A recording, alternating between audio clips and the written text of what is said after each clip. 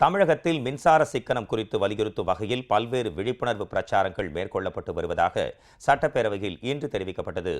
மக்களின் முதல்வர் செல்வி ஜெயலலிதா அறிமுகப்படுத்திய மழைநீர் சேகரிப்பு திட்டத்தைப் போல மின் சிக்கனம் குறித்தும் விழிப்புணர்வு நடவடிக்கைகள் மேற்கொள்ளப்பட்டு மின் சிக்கனத்தை மக்கள் இயக்கமாக மாற்ற பல்வேறு நடவடிக்கைகள் எடுக்கப்பட்டு வருவதாக சட்டப்பேரவையில் இன்று கேள்வி ஒன்றுக்கு பதிலளித்த மின்சாரத்துறை அமைச்சர் திரு நத்தமார் விஸ்வநாதன் தெரிவித்தார்.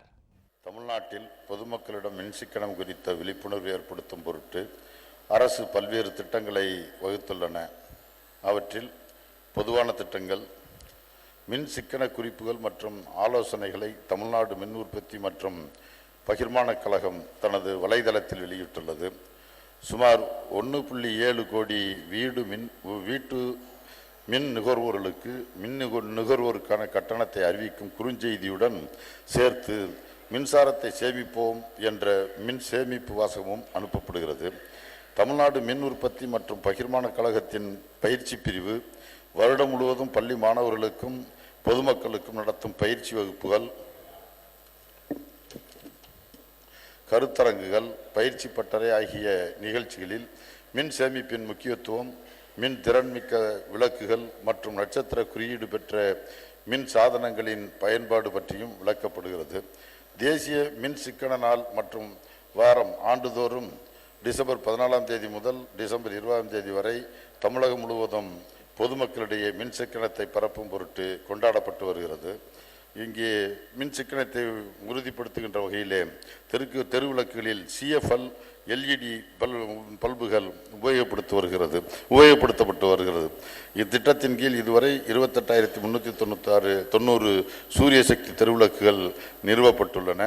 இதுபோல எந்தெந்த இடங்களிலெல்லாம் மின் சேமிப்புகளை வலியுறுத்த முடியுமோ அல்லது எந்தெந்த இடங்களெல்லாம் மின் சேமிப்பை இங்கே உறுதிப்படுத்த முடியுமோ அந்த இடங்களெல்லாம் கண்டறிந்து தமிழ்நாடு மின்சார வாரியம் தமிழ்நாடு மின்சார ஒழுங்கு இது நமது மின்சார வாரியமும் மற்றும் இங்கே TEDA Tamil Nadu energy development agency Tamil Nadu மின்சார மேம்பாட்டு முகமையும் இன்றைக்கு இணைந்து பல்வேறு நடவடிக்கைகளை மின் சிக்கனத்திற்காக பல்வேறு தொடர் நடவடிக்கைகளை தொடர்ந்து எடுத்து வருகிறது என்பதை மாண்பு உறுப்பினர்களுக்கு தெரிவித்துள்ளேன்.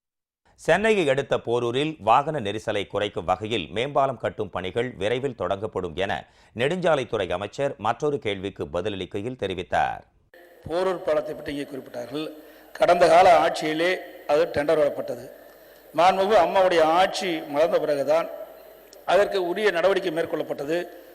அந்த பாலத்திற்கு தேவையான நிலத்தை அப்பொழுது அரசு கையகப்படுத்தாமலேயே பாலப்பணிக்கு டெண்டர் விடப்பட்டு பணிகள் துவங்கப்பட்டன.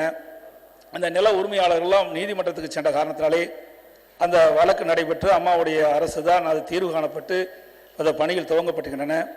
அந்த பால பணி அமைக்கப்படுகின்ற அந்த சாலையின் அடிப்படை கீழ்ப்பகுதியிலே குடிநீர் குழாய் சென்று கொண்டிருக்கின்றன. அந்த குடிநீர் குழாயை மாற்றி என்பதற்கு பல முறை ஒப்பந்தம் விடப்பட்டும் யாரும் முன்வராத காரணத்தினாலே அரசு அதற்கு உண்டான நடவடிக்கை எடுத்து அந்த குழாயை அகற்றாமலேயே அங்கேயே பாலப்பணிகள் நடைபெறுவதற்காக தொழில்நுட்ப எல்லாம் மேற்கொண்டு இப்பொழுது டெண்டர் விடப்பட்டு விரைவாக அந்த பணிகள் துவங்கப்படும் என்பதை தங்கள் வாயிலாக மாணவர்களுக்கு தெரிவித்துக் கொள்கிறேன். மற்றொரு வினாவுக்கு பதிலளித்த வேளாண் துறை அமைச்சர் திரு அக்ரி SS கிருஷ்ணமூர்த்தி, அரியலூர் மாவட்டம் வாரணாவாசி பகுதியில் கரும்பு ஆராய்ச்சி நிலையம் அமைப்பதற்கான சாத்தியக்கூறுகள் பரிசீலிக்கப்படும் என தெரிவித்தார். இந்தியாவில் உள்ள 67 பல்கலைக்கழகங்களில் தலை சிறந்த பல்கலைக்கழகமாம் கோவை தமிழ்நாடு வேளாண்மை பல்கலைக்கழகத்தின் கீழ் வேளாண் கல்லூரிகள் நீங்களாக தமிழகத்தில் 37 ஆராய்ச்சி நிலையங்கள் செயல்பட்டு வருகின்றன. இதில் அரியலூர் மாவட்டம் வாரணாவாசி ஊராட்சியிலிருந்து சுமார் 80 கிலோமீட்டர் தூரத்தில் திருச்சி மாவட்டத்தில் சிறுகமணி கரும்பு ஆராய்ச்சி நிலையம், 120 கிலோமீட்டர் தொலைவில் கடலூர் மாவட்டத்தில் கடலூர் கரும்பு ஆராய்ச்சி நிலையம் மற்றும் 300 கிலோமீட்டர் தூரத்தில் வேலூர் மாவட்டத்தில் மேலாளத்தூர் கரும்பு ஆராய்ச்சி நிலையம் ஆகிய 3 ஆராய்ச்சி நிலையங்களும் அமைந்துள்ளன. இந்த 3 ஆராய்ச்சி நிலையங்களும் வாரணாவாசி ஊராட்சி உள்ளிட்ட பகுதிகளில் உள்ள கரும்பு விவசாயிகளின் தேவைகளை பூர்த்தி செய்து வருகின்றன. இருப்பினும் வாரணாவாசி ஊராட்சியில் கரும்பு ஆராய்ச்சி நிலையம் அமைக்க வேண்டும் என்ற மாண்புமிகு உறுப்பினர்களின் கோரிக்கையானது முத்தமிழ் ஒலிக்கின்ற முதல் வார்த்தையாய் அம்மா என்றே 10 கோடி தமிழ் இனமும் பாசத்தால் அடைக்கும் மக்களின் முதல்வர் மாண்புமிகு அம்மாவர்களின் கனிவான பார்வைக்கு எடுத்து செல்லப்பட்டு கரும்பு ஆராய்ச்சி நிலையம் ஆரம்பிக்க சாத்தியக்கூறுகள் இருப்பின் மாண்புமிகு மக்களின் முதல்வர் அம்மா அவர்களின் வழிகாட்டுதலின்படி செயல்படும் இவ்வரசு இது பற்றி பரிசீலனை செய்யும் என்பதை மாண்புமிகு உறுப்பினர்களுக்கு மாண்புமிகு பேரவைத் தலைவர் அவர்கள் வாயிலாக தெரிவித்து அமர்கிறேன்.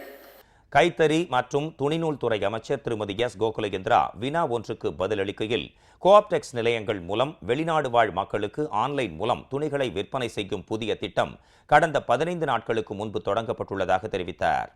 மாண்புமிகு மக்கள் முதல்வர் புரட்சி தலைவி அம்மா அவர்கள் 3வது முறையாக ஆட்சி பொறுப்பேற்ற இந்த காலகட்டங்களிலேதான் தொடர்ச்சியாக அனைத்து மாவட்டங்களிலும் உள்ள பிரதான இடங்கள் அதிகமாக நிதி ஒதுக்கீடு செய்யப்பட்டு புனரமைக்கப்பட்டு மக்கள் சுலபமாக வந்து அணுகக்கூடிய வகையிலே வசதிகள் செய்யப்பட்டு வாடிக்கையாளர்கள் வந்து வாங்கி செல்லக்கூடிய வகையிலே நிதி ஒதுக்கீடு செய்யப்பட்டு தனியார்கள் அளவிலே இங்கேயும் வந்து வாங்கலாம் என்ற நிலையிலே பல்வேறு கவர்ச்சிகரமான திட்டங்கள் வருடத்திற்கு 3 மாதங்கள் பேரறிஞர் பெருந்தகை அண்ணா அவர்களுடைய பிறந்த தினத்தை அன்றைய தினம் ஆரம்பித்து தொடர்ச்சியாக பொங்கல் தினம் வரை மக்கள் வாங்கி செல்ல வேண்டும் என்ற வகையிலே 30% தள்ளுபடி விலையிலேயும் அதை போல தங்கமழை பரிசு திட்டம் என்று அங்கே வாடிக்கையாளர்களுக்கு கேள்விகள் கேட்டு அதிலே பரிசு பெறக்கூடியவர்களுக்கு வருடத்திற்கு 100 கிலோ அளவிலே அனைத்து 11 மண்டலங்களிலும் உள்ள வாடிக்கையாளர்களுக்கு வழங்கக்கூடிய திட்டங்கள், இப்படி வாடிக்கையாளர்களும் மக்களும் வந்து வாங்கக்கூடிய வகையிலே விற்பனைகள் செய்யப்பட்டு வருகின்றன. கடந்த 15 தினங்களுக்கு முன்பாக தனியாருக்கு நேராக ஈடாக ஆன்லைன் மூலமாக இங்கே கோஆப்டெக்ஸ் மூலமாக விற்பனை துவங்கப்பட்டு இன்றைக்கு அதிகமானோர் வெளிநாட்டுகளிலே உள்ளவர்கள் கூட கோஆப்டெக்ஸ் மூலமாக ஆன்லைனிலே அவர்கள் புக் செய்து பணம் செலுத்தி விற்பனை செய்யக்கூடிய அதிசயமும் நடைபெற்று வருகின்றன. மாண்புமிகு மக்கள் முதல்வர் அம்மா அவர்களுடைய வழிகாட்டுதல் படி தனியாருக்கு மேலாக அவர்களுக்கு ஈடு கொடுக்க முடியாத அளவிலேயே மற்றவர்களும் அதிசயிக்கக்கூடிய வகையிலே விற்பனை நடைபெற்று வருகின்றன என்பதை மாண்புமிகு உறுப்பினர் அவர்களுக்கு தெரிவித்துக் கொள்கின்றேன். விருதுநகரில் உள்ள அரசு செவிலியர் பயிற்சி பள்ளியில் மாணவிகளுக்கு 5,32 லட்சம் ரூபாய் செலவில் தங்கும் விடுதி கட்ட நடவடிக்கை எடுக்கப்படும் என மக்கள் நல்வாழ்வுத்துறை அமைச்சர் டாக்டர் சி விஜயபாஸ்கர் கேள்வி ஒன்றுக்கு பதிலளிக்கையில் தெரிவித்தார். மக்கள் சக்தியின் மகா சக்தி இதய தெய்வம் புரட்சி தலைவி அம்மா அவர்கள்